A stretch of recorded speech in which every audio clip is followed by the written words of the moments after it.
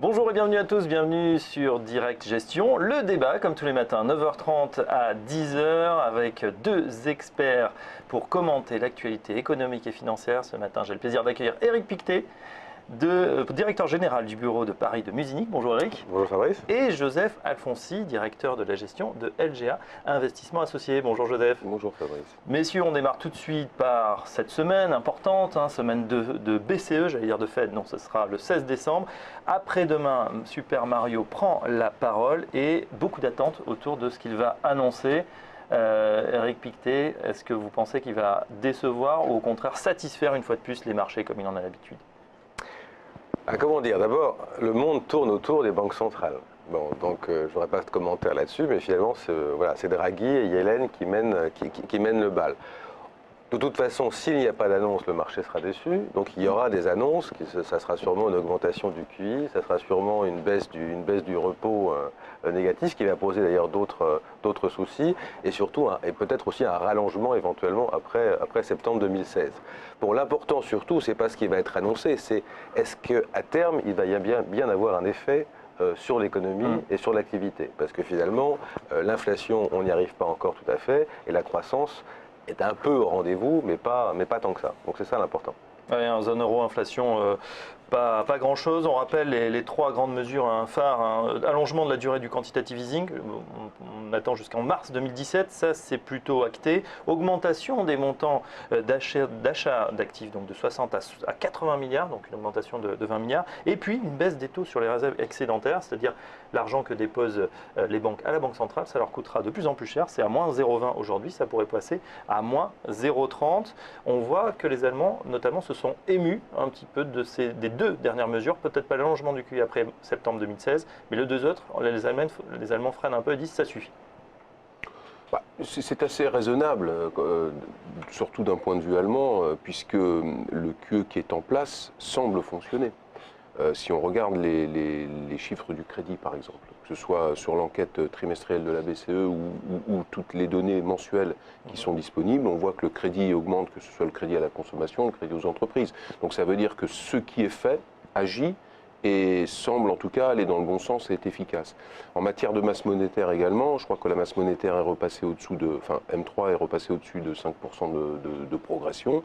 Au regard de la croissance qui est plutôt autour de 1,5%, on a donc des mesures qui, à l'évidence, sont plutôt efficaces. Donc les Allemands sont fondés à dire, avant d'aller beaucoup plus loin et d'aller dans l'exagération pour satisfaire les marchés, puisque c'est ce que les marchés attendent, et il faudrait mieux peut-être attendre de voir si ces mesures sont suffisantes et puis ajuster un peu plus tard. Donc je pense que c'est au niveau du timing que sans doute il y a des discussions. Les Allemands préfèrent attendre un peu plus.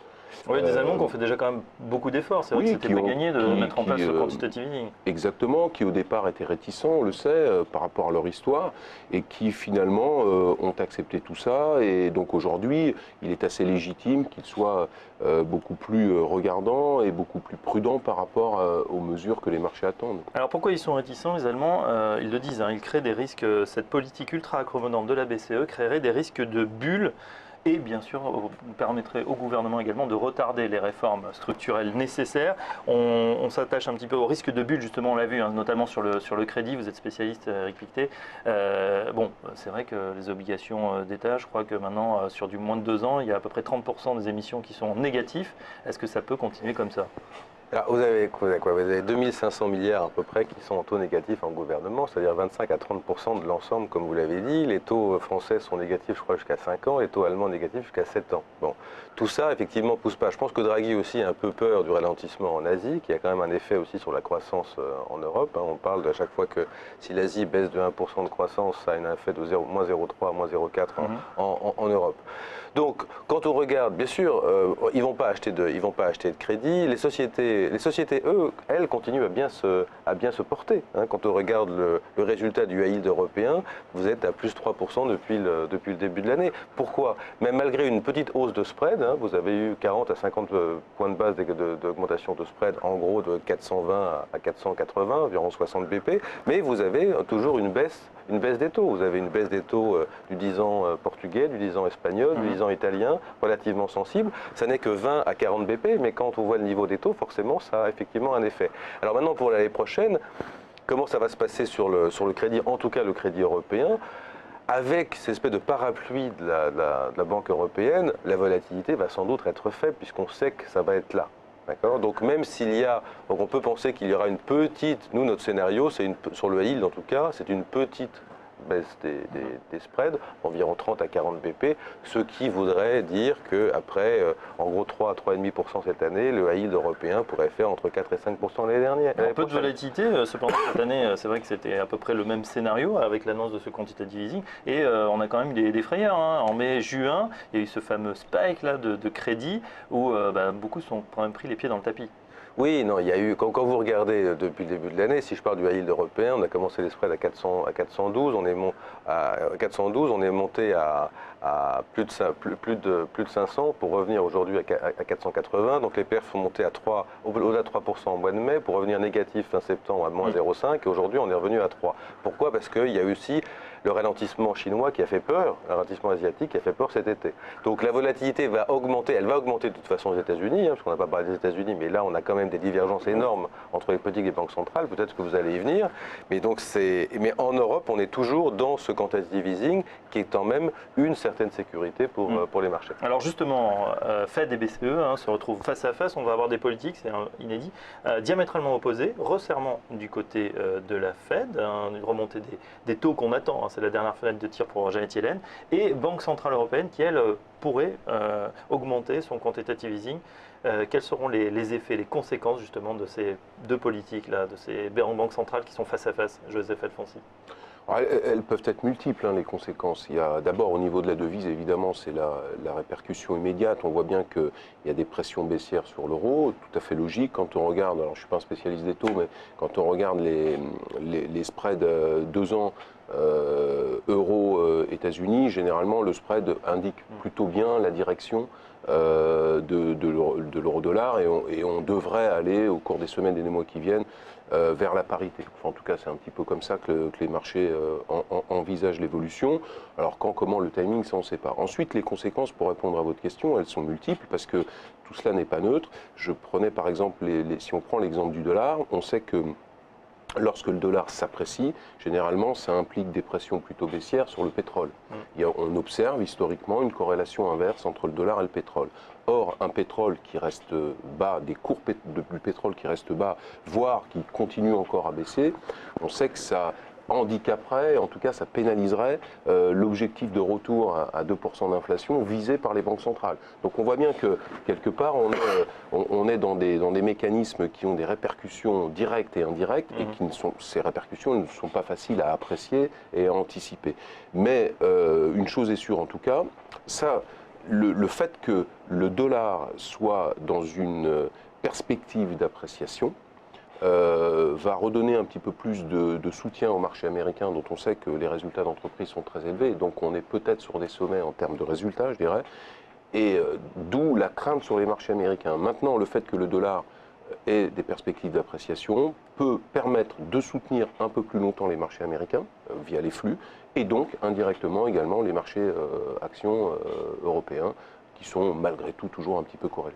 C'est du billard à 2 bandes, à 3 bandes, donc c'est exactement ça. Il faut anticiper, c'est pas évident. Il y a une victime quand même dans cette appréciation du dollar, ce sont les pays émergents, évidemment, dont les dettes sont libellées en devises, et si le dollar augmente, toutes ces économies émergentes risquent d'en pâtir, évidemment. Et ce sont des partenaires commerciaux pour les États-Unis. Donc à un moment, est-ce que Janet Yellen ne va pas tirer la sonnette d'alarme si le dollar s'appréciait trop?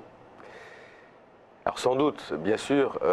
En fait, quand on regarde 0,25, même 50 BP si on y arrive, ou 75, parce qu'on sait que la hausse des taux américaines va être quand même de moindres amplitudes que les fois précédentes, et à chaque fois c'est le cas. Mais la Banque centrale américaine veut avoir retrouver une marge de manœuvre, parce qu'aujourd'hui elle ne l'a pas. D'ailleurs on a vu que le fait de ne pas avoir monté en septembre, puisque tout le monde attendait septembre, ça a fait beaucoup de volatilité, ça a créé beaucoup de volatilité sur les marchés. Elle ne pouvait plus le faire en octobre, et tout le monde se disait à l'époque, elle ne peut pas le faire en décembre parce qu'il n'y a pas assez de liquidité pour le faire. Donc finalement, ça va sans doute se faire donc à la prochaine fois. C'est pricé par les marchés en tout cas. C'est pricé par les marchés et à mon avis, ne pas le faire crée beaucoup plus de problèmes que si bien sûr elle le fait maintenant.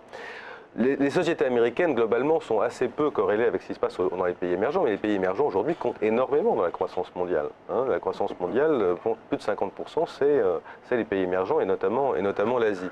Donc, 25 BP simplement de hausse peut créer effectivement des mouvements. Donc, la volatilité va effectivement augmenter dans les pays émergents, d'autant plus que la croissance est à la baisse. Donc, si je parle du crédit, qui est notre spécialité, les pays émergents, aujourd'hui, c'est pratiquement le meilleur marché corporate depuis le début de l'année. Vous êtes entre 3 et 3,5 de performance, parce que malgré la baisse de la croissance, il y a des phénomènes techniques qui ont été relativement bons, surtout en Asie, bien sûr, puisque les marchés sont très différents entre l'Asie, le Middle East, l'Europe centrale et bien sûr l'Amérique latine, qui a beaucoup souffert des commodities. Donc on a différents marchés. L'année prochaine, les 6 premiers mois devraient être bons au niveau technique parce qu'il y a peu d'émissions, donc ça sera un soutien au marché. Mais derrière, il faut bien sûr que la croissance reparte dans les pays émergents. Ah oui, l'Asie, c'est vrai que l'Asie c'est votre top pick pour ces obligations émergentes, parce qu'on peut parler également aujourd'hui de BRICS, Brésil, Russie, Inde, Chine, un grand fourre-tout. Les situations sont très diverses. Les situations sont très diverses. Le Middle East a bien sûr souffert. La Russie a beaucoup augmenté pour des raisons, mais le reste du marché n'a pas tellement bougé en Europe de l'Est. C'était assez flat. Et puis en Amérique latine, bien sûr, l'Amérique latine souffre beaucoup du prix des commodities. Donc il faut vraiment faire vraiment une sélection tout à fait importante dans ces marchés. Mais encore une fois, il faudrait que ça soit soutenu par une réelle croissance l'année prochaine. Bien sûr. Du côté des actions, c'est vrai que les émergents ont été délaissés ces 2 dernières années. Les flux ont été très très négatifs. Est-ce que ça pourrait s'inverser à la faveur de cette première hausse des taux de la Fed? On se dit, ça y est, c'est terminé, le moment parce que les flux sortants, c'était à partir de juin 2013, vous souvenez de Bernanke qui est son faux pas sur la communication. Du coup, justement, est-ce qu'on est au bout du processus du côté de la Fed? Est-ce que ça pourrait relancer les émergents, réattirer des flux? Pourquoi pas? C'est-à-dire qu'une fois que le mouvement est engagé, et là, ce qui va compter, ça n'est je pense qu'il n'y a plus vraiment de surprise à attendre. Je crois que la Fed, lors des dernières minutes qui ont été publiées, on voit qu'il y a une majorité des membres du comité qui se sont prononcés pour une hausse dès le mois de décembre, à moins d'une dégradation de la conjoncture. Or, entre-temps, on n'a eu que plutôt des bons chiffres aux États-Unis, ce qui normalement ne laisse plus de doute sur l'issue de la réunion. Donc, par rapport à la question des émergents, effectivement, après, ce qui va compter, c'est le rythme de normalisation et puis l'ampleur, comme le disait M. Pictet, c'est-à-dire qu'aujourd'hui, on sait que les taux ne reviendront pas sur des niveaux, les taux directeurs américains, sur les niveaux élevés qui ont été les leurs par le passé. Les niveaux seront bien inférieurs, et puis le rythme, la Fed va veiller à avoir un rythme de normalisation qui soit en phase avec la conjoncture américaine. Donc peut-être que de ce point de vue-là, le pire est peut-être passé sur les émergents, parce que c'est toujours quand on craint quelque chose, un événement, qu'on prend des décisions dans la panique. Ensuite, une fois que l'événement est acté, on va dire, en termes de flux, l'essentiel est passé. Donc c'est possible qu'on ait des émergents qui, du coup, en termes de flux en tout cas, soient un petit peu moins pénalisés par les décideurs financiers. Voilà, des émergents peut-être un peu moins pénalisés, en tout cas on verra un mois très intéressant, le mois des banques centrales, et les banques centrales qui font plus que jamais le marché, les impacts et puis l'allocation à choisir pour cette fin d'année et 2016, on en parle dans un instant avec nos gérants. À tout de suite.